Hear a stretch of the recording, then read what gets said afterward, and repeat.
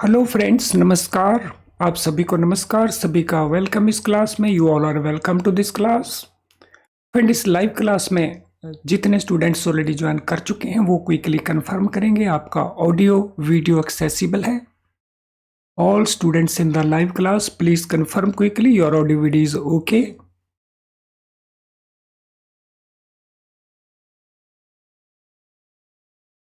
So I wait for your confirmation. तो चलें शुरू करते हैं। फ्रेंड, आज की इस एग्जाम टाइम क्लास में हम CIB के ABM पेपर के जो रिलेटेड मल्टीपल चॉइस क्वेश्चंस हैं, ये वो क्वेश्चंस हैं जो एक्सपेक्टेड हैं, जिनके पूछे जाने की पूरी पॉसिबिलिटीज हैं। तो चलिए शुरू करते हैं इन क्वेश्चंस को। Question number 1, critical matters are passed by committee of creditors under IBC 2016 with what percent majority and routine matters with what percent majority। सो जब हम बात करते हैं insolvency and bankruptcy code IBC 2016 की, तो इसमें जो कमेटी ऑफ क्रेडिटर्स बनती है, सो कोई भी केस जब NCLT में जाता है, national company law tribunal under IBC, तो कमेटी ऑफ क्रेडिटर्स का गठन बनता है। तो ये कमेटी ऑफ क्रेडिटर्स जिसमें मेनली बैंक्स होंगे, इंस्टीट्यूशंस होंगी, फाइनेंशियल इंस्टीट्यूशंस। सो अगर कोई मेजर डिसीजन लेना है तो फिर कितने परसेंट मेजॉरिटी चाहिए, और अगर कोई रूटीन मैटर्स हैं तो कितने परसेंट मेजॉरिटी होनी चाहिए। और ये मेजॉरिटी बाय वैल्यू रहेगा, अमाउंट वाइज। सो 51%, 66%, 66% 51%, 75% 50% या 60% 40%। तो हमने बतानी है वो मेजॉरिटी जो कमेटी ऑफ क्रेडिटर्स की। और जैसा मैंने पहले कहा, इसमें अमाउंट के पॉइंट ऑफ व्यू से ये रहेगा हमारा majority, not from number of landers, number से नहीं, अमाउंट से। सो क्वेश्चन नंबर 1 के लिए, so what shall be answer for question number 1।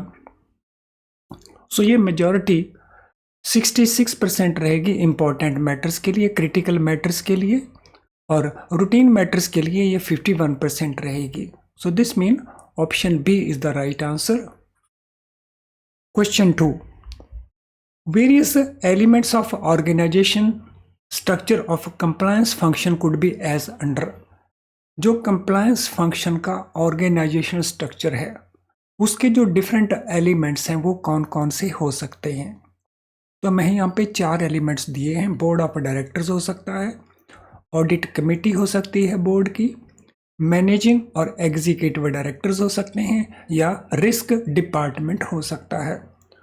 तो इनमें से हमने बताने कौन कौन से एलिमेंट्स हैं, और ये हमारे ऑप्शन आंसर्स हैं। Organizational structure of compliance function, हमने कंप्लायंस फंक्शन के एलिमेंट्स बताने ऑर्गेनाइजेशन स्ट्रक्चर के अंदर। क्वेश्चन नंबर 2, देखिए सभी ऑप्शन को केयरफुली रीड करिए।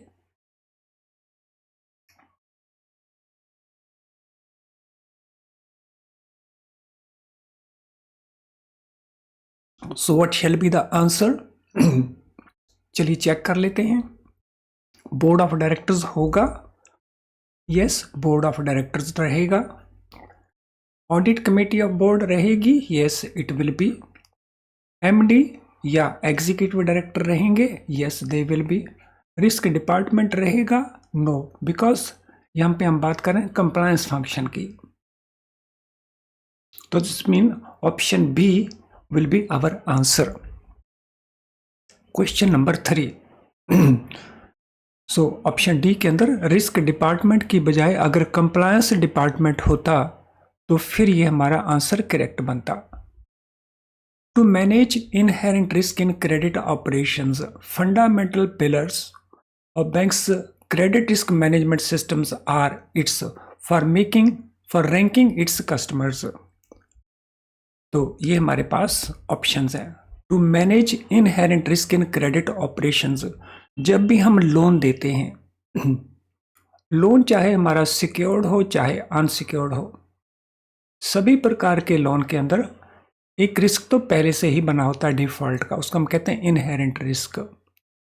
The fundamental pillars of banks credit risk management system are, तो इसको मैनेज करने के लिए, इनहेरेंट रिस्क को मैनेज करने के लिए जो हमारे फंडामेंटल पिलर्स हैं, तो उन फंडामेंटल पिलर्स में फॉर रैंकिंग इट्स कस्टमर के लिए हमारे पास इनमें से कौन सा टूल है। तो इस क्वेश्चन का हमने आंसर प्रोवाइड करना है। Question number 3, credit assessment system है, क्रेडिट इवेल्युएशन प्रोसेस है, क्रेडिट स्कोरिंग मैकेनिज्म है, या क्रेडिट रेटिंग सिस्टम है, रैंकिंग द कस्टमर्स। सो जब हम कस्टमर्स की रैंकिंग करते हैं तो उसके लिए कौन सा सिस्टम है? Question number 3।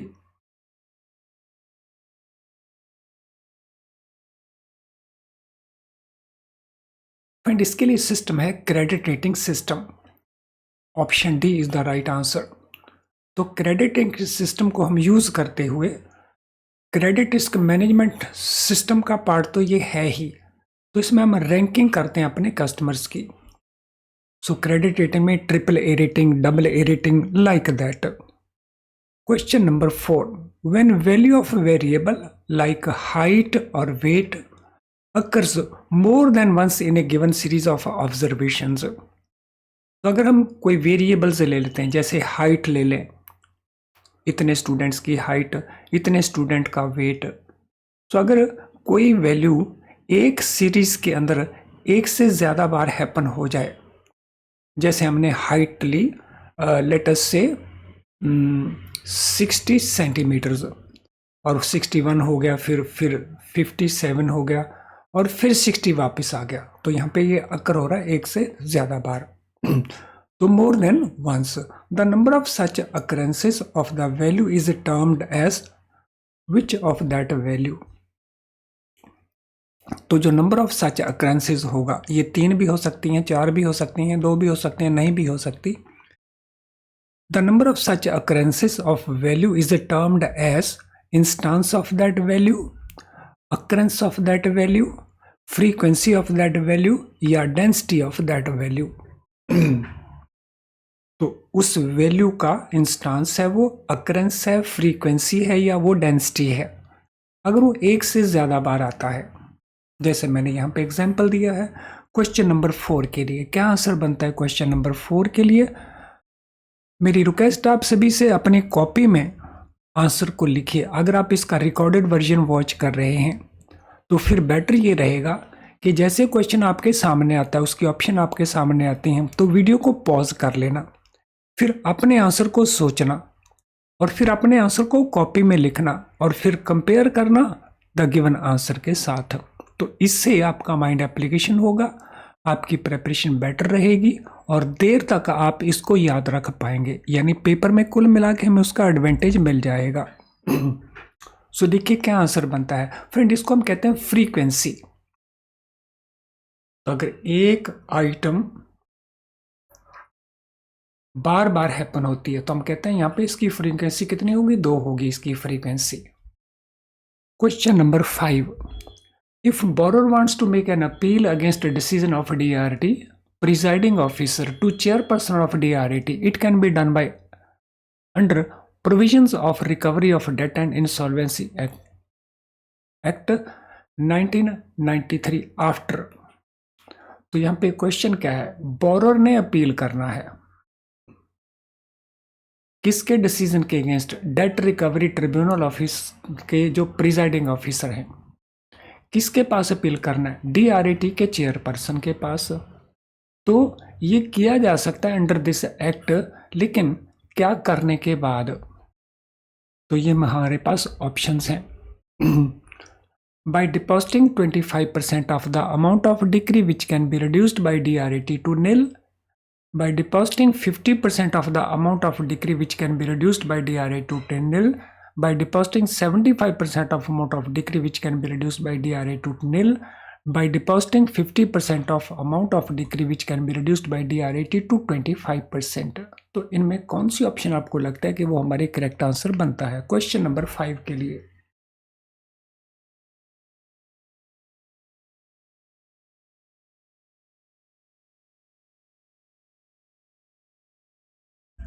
ये वो सारे क्वेश्चंस हैं जिनके पूछे जाने की ऑलवेज पॉसिबिलिटी पूरी बनी रहती है।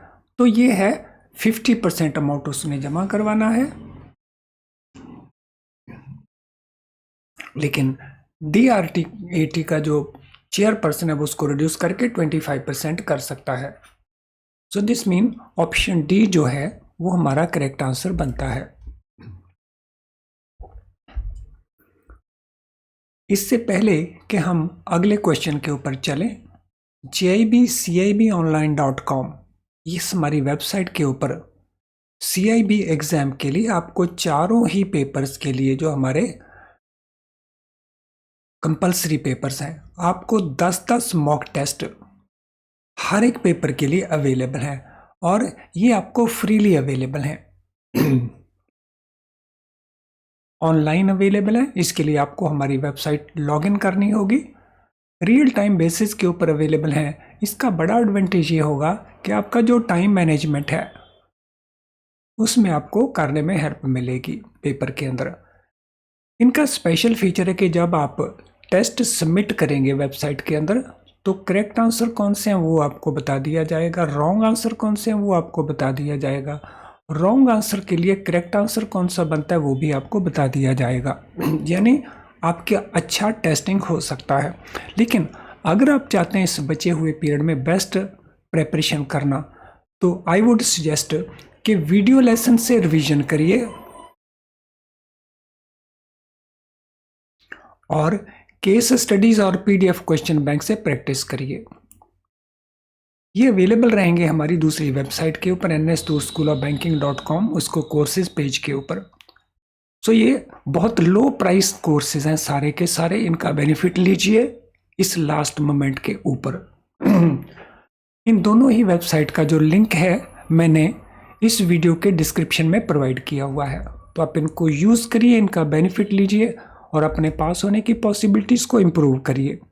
Question number 6, in order to measure seasonal variation the time interval should be measured in. तो अगर टाइम सीरीज की हम बात करें तो उसमें जो सीजनल वेरिएशन है अगर हमने उसको मेजर करना हो तो फिर जो टाइम इंटरवल क्या है उसको हम कैसे मेजर करेंगे। So small units like minutes और hours, small units like days, weeks, etc. Larger units like quarter or half years, large units like years.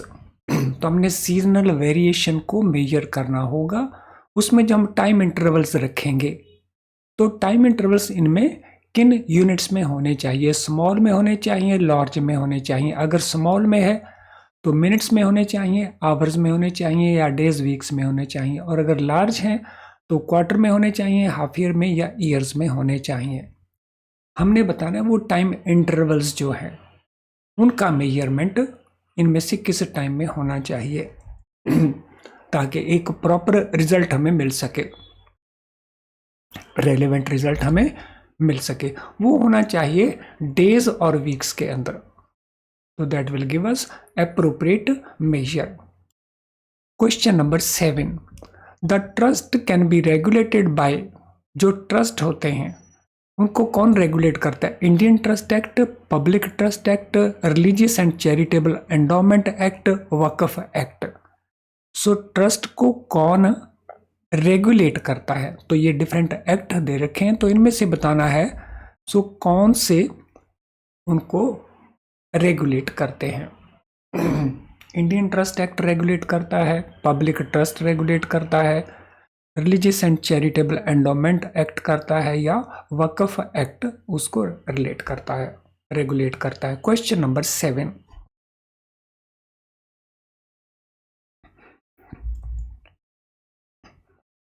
So trust को रेगुलेट, क्योंकि डिफरेंट टाइप के ट्रस्ट होते हैं। कुछ ट्रस्ट ऐसे हैं जिनको इंडियन ट्रस्ट एक्ट रेगुलेट करता है, कुछ ट्रस्ट ऐसे हैं जिनको पब्लिक ट्रस्ट एक्ट रेगुलेट करता है, कुछ ट्रस्ट ऐसे भी हैं जिनको religious and charitable endowment act regulate करता है, और जो मुस्लिम ट्रस्ट हैं उनको वक्फ एक्ट रेगुलेट करता है। यानी चारों ही एक्ट रेलेवेंट हैं। तो ऑप्शन A to D यानी ए ऑप्शन हमारा करेक्ट आंसर है। क्वेश्चन नंबर 8, द चांस और चांसेस और possibility of happening of an event is called, किसी भी इवेंट के हैपन होने के जो चांसेस हैं, जो पॉसिबिलिटी है, तो उसको हम क्या कहते हैं? ये डेफिनेशन है किसी चीज़ का, लाइकलीहुड का डेफिनेशन है, चांस का डेफिनेशन है, पॉसिबिलिटी का डेफिनेशन है, या प्रोबेबिलिटी का डेफिनेशन है। So this is definition of what?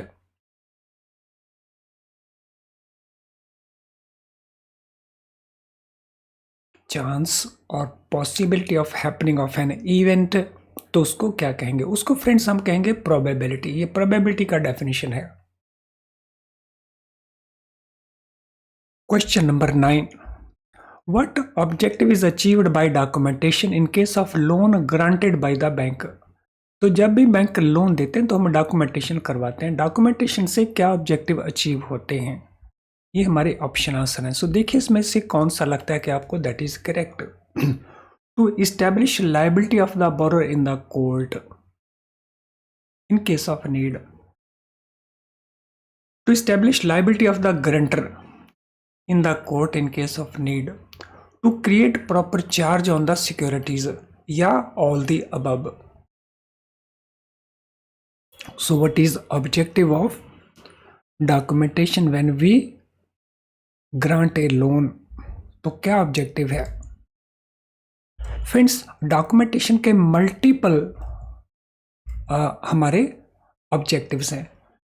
तो बोरोर की लायबिलिटी हमें प्रूव करनी है कोर्ट के अंदर, तो उसके लिए ये चाहिए अगर ज़रूरत पड़े तो। इसी प्रकार से गारंटर की लायबिलिटी हमें इस्टेब्लिश करनी है, प्रूव करनी है कोर्ट के अंदर।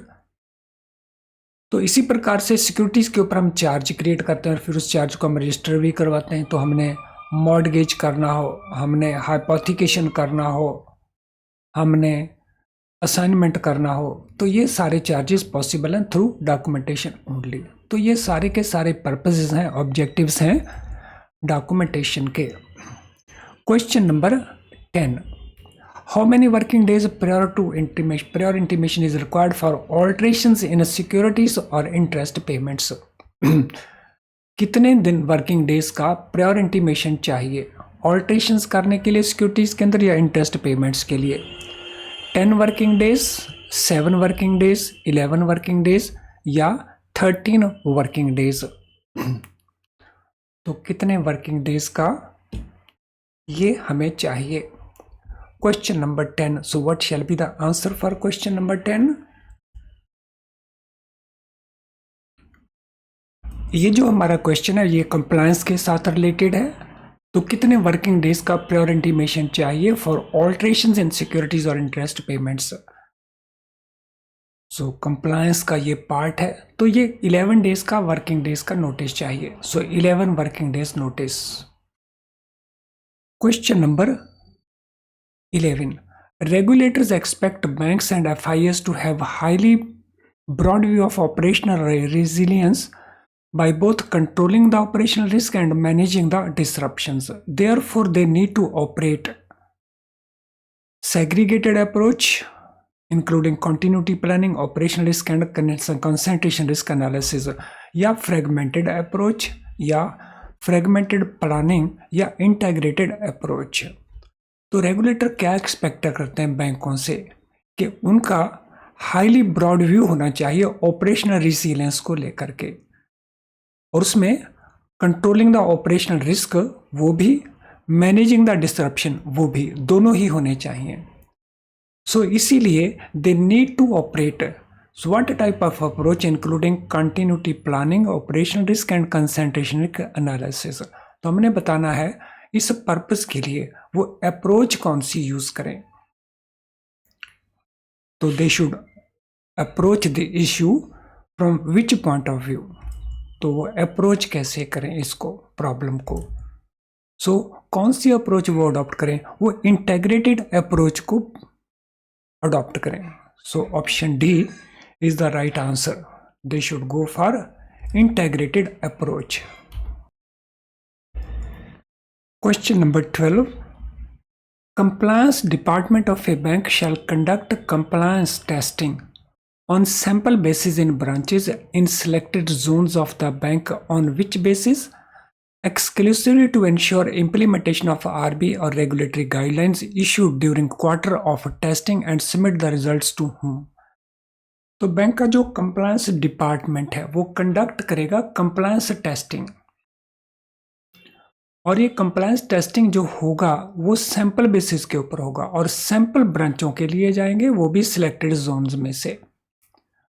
तो एक तो बताना है हमने इसका पीरियोडिसिटी क्या होना चाहिए, दूसरा वो जो रिपोर्ट प्रिपेयर करेंगे on implementation of the RBI और रेगुलेटरी गाइडलाइंस, वो रिजल्ट्स किसको सबमिट करेंगे। तो ये दो हमारे क्वेश्चंस हैं और ये हमारी ऑप्शंस हैं। सो ये कंप्लायंस टेस्टिंग मंथली बेसिस के ऊपर होगी, क्वार्टरली होगी, एनुअल होगी या बाय एनुअली, और सबमिट तो मैनेजिंग डायरेक्टर को ही करना है क्योंकि सभी में ऑप्शन हमारे पास एक जैसा है, तो हमने तय केवल ये वाला करना है। ये आंसर ऑलरेडी हमारे पास अवेलेबल है। तो दिस कंप्लायंस टेस्टिंग का पीरियोडिसिटी क्या रहेगा, इसका पीरियोडिसिटी रहेगा क्वार्टरली, तो क्वार्टर में एक बार। तो क्या टेस्ट करेंगे, वो सुनिश्चित करने के लिए कि जो RBI या रेगुलेटरी गाइडलाइंस हैं उनका कंप्लायंस हो रहा है। What are benefits of good compliance culture, अगर किसी भी बैंक में कंप्लायंस कल्चर अच्छा है तो उसके बेनिफिट बैंकों को क्या है। तो ये हमारे पास 4 ऑप्शन दे रखी हैं, तो इनमें से बताना है कौन सी ऑप्शन करेक्ट है। Number 1, low organizational and individual risk उससे रहेगा, लो रेपुटेशनल रिस्क उससे रहेगा, ensure that frauds do not take place, help attract and retain talent and ensure employees engagement। तो हमने बताना है इनमें से कौन से ऑप्शन करेक्ट हैं और उसके हिसाब से हमने यहां से आंसर देना है। तो गुड कंप्लायंस के benefits, the benefits of good compliance culture, तो चलिए देख लेते हैं। लो ऑर्गेनाइजेशनल और इंडिविजुअल रिस्क रहेगा, दिस इज करेक्ट, ये तो बेनिफिट है। रेपुटेशनल रिस्क लो रहेगा, ये भी सही है। Ensure that frauds do not take place, तो फ्रॉड ना हो ये सुनिश्चित नहीं किया जा सकता, फ्रॉड तो होंगे ये सुनिश्चित नहीं किया जा सकता, तो टू दैट एक्सटेंट ये गलत हो गया। Help attract and retain talent and ensure employee engagement, इससे बैंकों में जो टैलेंट हम लेके आते हैं उसको हम रिटेन भी कर पाएंगे, अट्रैक्ट भी कर पाएंगे, और एम्प्लॉय की एंगेजमेंट रहे तो वो भी सुनिश्चित कर पाएंगे, यानी 1, 2 एंड 4। सो ऑप्शन डी हमारा करेक्ट आंसर हो गया। Question number 14, data has been classified based on attributes like sex, religion, literacy, intelligence etcetera, so this is which based classification. तो डेटा को हमने जिन एट्रीब्यूट बेस के ऊपर बेस करके classify किया है उनमें ये डिफरेंट एट्रीब्यूट्स हैं, तो हमने बताना है इस प्रकार की जो क्लासिफिकेशन है, जो डेटा का हमने क्लासिफिकेशन किया है, तो इस क्लासिफिकेशन को हम क्या कहते हैं, qualitative classification, quantitative classification, temporal और क्रोनोलॉजी क्लासिफिकेशन या जियोग्राफिकल क्लासिफिकेशन। तो एट्रीब्यूट्स हम देख लें कौन कौन से हैं। तो ये एट्रीब्यूट्स हैं। तो ये जो एट्रीब्यूट्स हैं तो ये क्वांटिफाइड नहीं है, क्रोनोलॉजिकल भी नहीं है, जियोग्राफिकल भी नहीं है, तो ये क्वालिटेटिव हैं। सो जैसे इंटेलिजेंस है ये क्वांटिफाई नहीं किया जा सकता, लिटरेसी, रिलीजन, किसी भी पर्सन में इनको हम क्वांटिफाई नहीं कर सकते, तो it is qualitative. Question number 15, A firm had estimated cell of ₹25 lakh for 2009, ₹40 lakh for 2010, 60 lakh for 2011, actual achievement is 30, 40 and 55। तो 3 साल है हमारे पास, 2009 है, 2010 है, 2011 है। तो यहाँ एस्टीमेट 25 किया गया, अचीवमेंट रही 30, यहाँ 40 एस्टीमेट किया गया, अचीवमेंट रही 40, यहाँ 60 एस्टीमेट किया गया, अचीवमेंट रही 55। What is relative cyclical residual for 2011 in this case? सो इस केस के अंदर जो रिलेटिव साइक्लिकल रेजिडुअल है वो कितना है, क्वेश्चन नंबर 15। तो ये 5 लाख है, ये 91.67% है, ये 8.33% है, या no such calculation is possible. तो रेजिडुअल रिलेटिव साइक्लिकल रेजिडुअल वो कितना है, इस केस में हमने वो बताना है क्वेश्चन नंबर 15 के अंदर।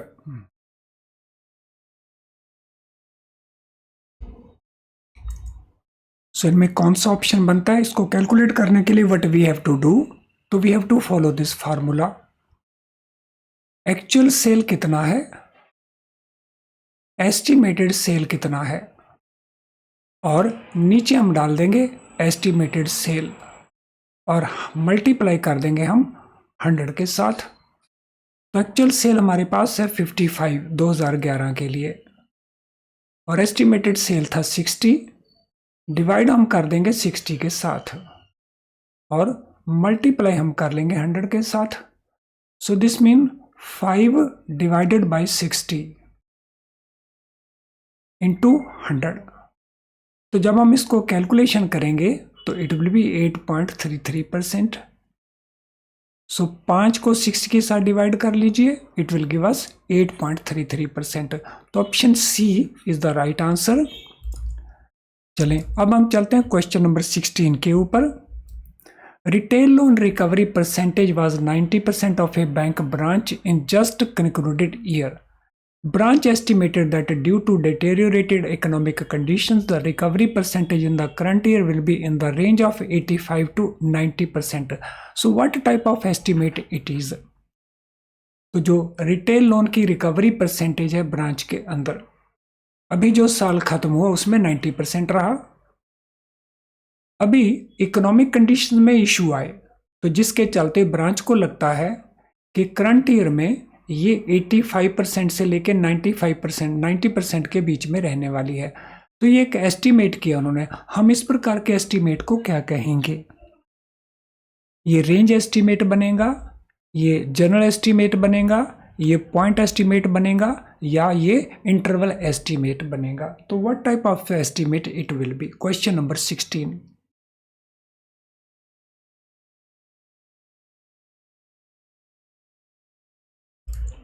सो what type of estimate it is, इस प्रकार के एस्टीमेट को हम कहते हैं interval estimate. So this is known as interval estimate. सो 85% से लेके 90% के बीच में। The landmark of tomorrow, a book of human resources management has been authored by whom. ये एक किताब है ह्यूमन रिसोर्सेज मैनेजमेंट के ऊपर, लैंडमार्क्स ऑफ टुमारो। हमने बताना इनके ऑथर कौन है, तो ये हमें ऑप्शन दे रखी हैं। तो पीटर ड्रकर हैं, एडगर शीन हैं, फ्रेडरिक टेलर हैं, या अब्राहम मैस्लो हैं। So who is author of this book. Friend इस बुक के जो ऑथर हैं वो हैं पीटर ड्रकर। तो उन्होंने इस बुक को ऑथरिंग किया। Question number 18। According to priority sector lending guidelines of 2020 of RBI, bank loans to any government agency or for construction of dwelling units or for slum clearance and rehabilitation of slum clearance subject to dwelling units with carpet area of not more than 60 square meter are to be classified as housing loans. Incidentally यहाँ पे उसने answer पहले से दे दिया है। So 60 square meter हमारा question था, तो ये basically fill in the blank होना था। तो यहाँ पे इसको हम फिल इन कर देते हैं। तो ये क्वेश्चन इस प्रकार से होना चाहिए था।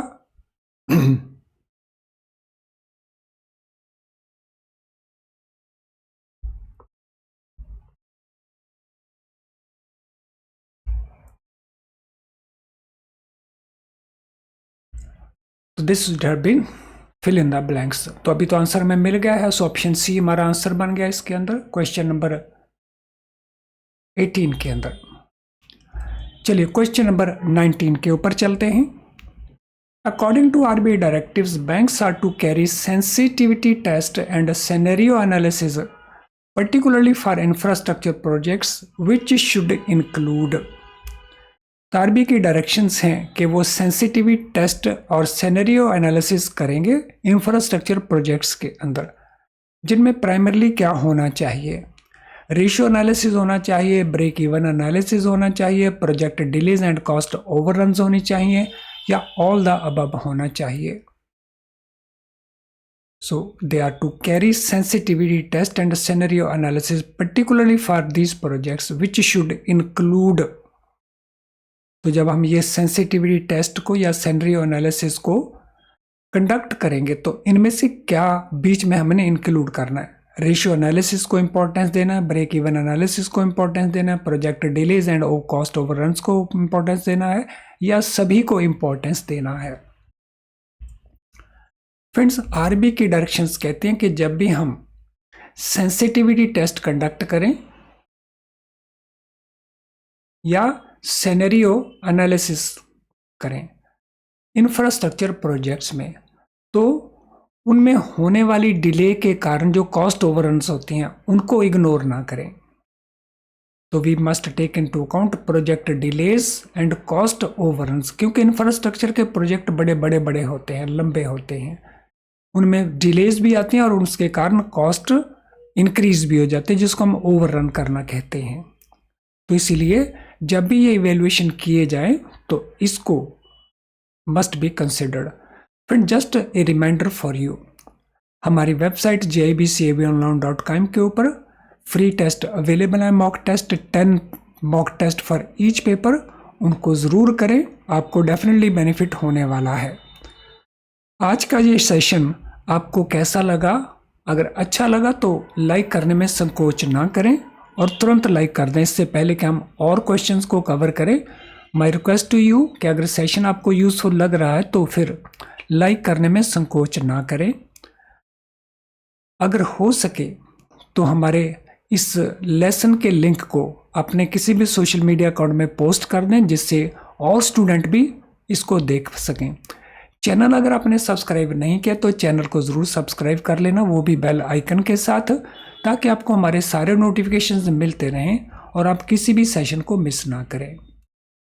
तो अब हम चलते हैं नेक्स्ट क्वेश्चन के ऊपर. According to RBI directions, chief compliance officer shall have an overall experience of how many years in the banking और financial services, out of which minimum how much experience should be in audit, finance, compliance, legal और risk management functions. RBI की guidelines कहती हैं कि जब chief compliance officer appoint किया जाएगा तो उसका ओवरऑल एक्सपीरियंस होना चाहिए बैंकिंग और फाइनेंशियल सर्विसेज के अंदर कितने सालों का, नंबर 1, और उसमें से कितने सालों का इन एरियाज में एक्सपीरियंस होना चाहिए. तो हमारे पास 2 एस्पेक्ट हैं जिनको हमें आंसर करना है. तो कौन सा ऑप्शन आंसर बनेगा? उसका एक्सपीरियंस ओवरऑल कितना होना चाहिए और ओवरऑल एक्सपीरियंस के अंदर इन फील्ड्स में कितना एक्सपीरियंस होना चाहिए. फ्रेंड्स, ओवरऑल एक्सपीरियंस है उसका बैंकिंग और फाइनेंशियल, वो होना चाहिए 15 ईयर्स का, और ये जो सर्विसेज हैं इनमें होना चाहिए 5 ईयर्स का. So that mean option C is the right answer. तो फ्रेंड्स, इसके साथ हमारा आज का ये टेस्ट कंप्लीट होता है. इसी प्रकार के और टेस्ट भी हम कंडक्ट करने वाले हैं. तो चैनल को आपने सब्सक्राइब नहीं किया तो कर लीजिए, बेल आइकन को भी साथ में पुश करना ना भूलें, उससे आप हमारे नोटिफिकेशन कंटिन्यूसली रिसीव करते रहेंगे. तो अब इस सेशन को वाइंड अप करते हैं. Thank you and all the best.